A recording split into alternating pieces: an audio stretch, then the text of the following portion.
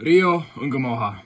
Wow. Liverpool just played Newcastle at St James's Park and it was an absolute belter of a game. Probably one of the best games we're going to see this season. It is only game week 2. Newcastle started strong, dominated Liverpool for half an hour. St James's Park was absolutely rocking. The hatred in the fans was being felt. But Gravenberch silenced the crowd with an absolute rocket of a shot. And after that, it couldn't get worse for Newcastle as Anthony Gordon got an awful challenge on Van Dijk that couldn't be anything else but a red card. And if the end of the first half couldn't be any worse, the start of the second half got even worse for Newcastle fans, as only 30 seconds into the half, Ekitike got his third goal in 3 matches for the Reds. And in fact, that goal was so early that Arne Slot didn't even get to see it as he was still walking in the tunnel. However, one thing you need to know about Newcastle at St James's Park is that they will never give up no matter the circumstances, and Bruno Guimaraes got a goal in the 57th minute, making the game 2-1. After that goal, St James's Park was absolutely bouncing. Liverpool couldn't get any air to breathe, even though they were 1 man up. It felt like Liverpool were 1 man down because St James's Park was doing its thing. Newcastle was all over them. It was corner after corner, free kick after free kick, and the hard work got paid off with a 2-2 goal. Osola got his first goal for Newcastle, and it finally felt like Newcastle was going to get the revenge for that 2-1 a couple of years ago, in which Darwin Núñez got the late winner after Liverpool was down by 1 man. However, it just feels like Newcastle cannot be Liverpool in the Premier League because Rio Ungamoha, 16 years of age, 4 days before his birthday, got the winner on his Premier League debut for the Reds. And what a goal as well. Beautiful dummy from Szoboszlai in a composed finish.